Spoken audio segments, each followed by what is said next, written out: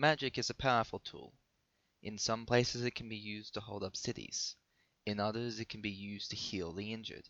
And to some, it can be forged into a weapon. The people who use this tool are known as mages, and they'll be the subject of today's class overview.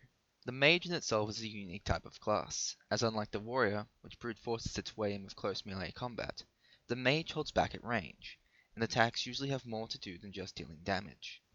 The mage is notable as it is what could be considered a spellcaster class. This is a class that not only has to worry about cooldowns like the warrior, but also has to worry about mana. As this is the first time we have talked about mana in these overviews, I will now give a brief description. An easy way to explain mana is to think of it like a type of resource. Each mage has a limited amount of mana they can draw from. Normally, the amount of mana that is used for each spell is dependent on its power. A smaller, weaker spell may only require a small amount of mana, while a larger, more damaging spell may require a lot more. As a result, it is very careful for a mage to figure out how much mana they have on hand and how long a battle will be, so they can ration it out correctly. However, it should be stated that mana is not a burden on the mage, as a mage does, over time, passively heal mana, even while in battle. However, in larger battles, or boss battles, where the events may take a while longer than normal, a mage may see that they are using more mana than they can regenerate in a safe amount of time. In these events, items such as mana potions can be used to give a player a quick boost of mana, this allowing them to continue fighting quickly and efficiently, while not having to worry about mana loss. With this basic explanation of mana out of the way, we can move on to the mage's attacks and abilities. As with the warrior, we will start with the mage's passive, which in this case is Mana Spring. This passive allows the mage to regenerate mana the closer it is to zero. As such, if the mage is at full power, it will have very little effect.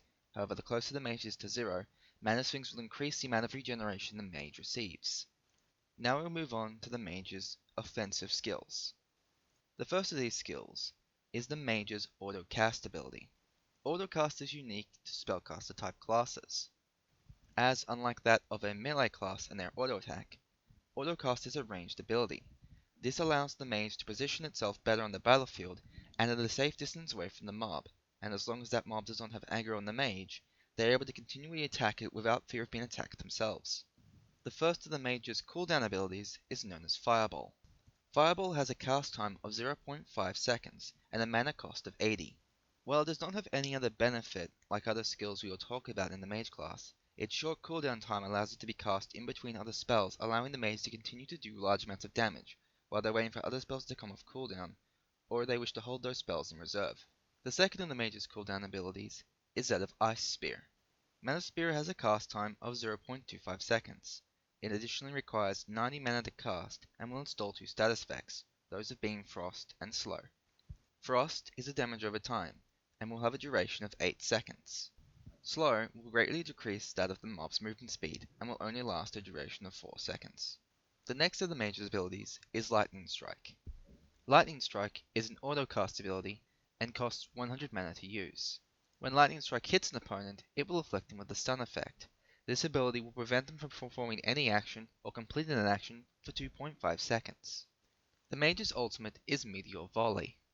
Meteor Volley has a cast time of 0.75 seconds and a mana cost of 150. The final of the mage's abilities and its cross skill is Rune Siphon. When Rune Siphon is applied to an enemy, it will perform a damage over time for a duration of 2 seconds. What is interesting with Rune Siphon is its uses as a cross skill ability. Since the ability is a ranged ability, when added to a melee class which has no initial ranges, it can be used to target mobs in groups. When this is applied to a class such as Warrior, it gives the Warrior the ability to pull mobs from large groups, allowing them to fight on much even terms. Thus, while it does not have the ability to perform an AoE, or something like a critical hit, it does allow a player who needs to be able to deal with large groups but is unable to fight them directly, either because they are unable to crowd control, or they are simply at a low level, to draw away foes from their opponents, and is quite the useful tech skill to have in your back pocket. Now we will go over the mage's leveling. Like all classes, the first 5 levels are dedicated to the mage's primary skill set. That is Fireball rank 1, Ice Spear rank 2, Lightning Bolt rank 3, rank 4 is the passive Mana Spring, with rank 5 being Meteor. The next 4 ranks are dedicated to buffs to the mage. These are increasing Fireball's power at rank 6 by 10, at rank 7 increasing the slowness dealt by Ice Sphere by 15%, At rank 8, increasing Lightning Strike stun by 0.5 seconds. And at rank 9, adding an additional meteor to the meteor spell, which deals 125 damage. Finally, at rank 10, Rune Ciphers are unlocked for all classes. Finally, we will talk about Mage's role in the dungeon. The Mage could be described as a support DPS. While that may sound strange, the Mage's ability not only to cast high damage spells, but also apply effects from those spells is very useful in dungeons. More often than not, a boss in a dungeon may have an AoE ability, or several up their back sleeve. These can be very dangerous to a party if they are taking lots of damage very quickly. This is where the Mage can come in. By casting Lightning Strike, they can temporarily disable all the boss's AoE.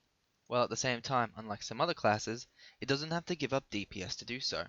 This means when it comes to dungeon fighting, a Mage can stay in the back lines, and while at the same time dealing large amounts of damage to large numbers of mobs, allowing the other fighters in the group to fight in close range and deal the damage they need to, as well as allow support characters to perform support actions such as healing or buffing the allies with defensive abilities. Overall, to many players, a Mage would be the backbone of their party, the player who's able to stay in the back but still be able to help the party in many useful ways, while the other DPS classes are up close fighting and the supports are able to hold in the middle and do their jobs.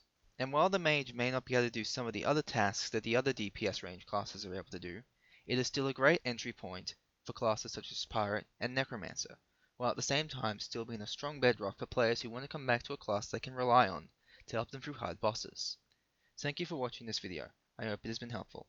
Next time we will look into the cunning effects of the rogue and its many poisons.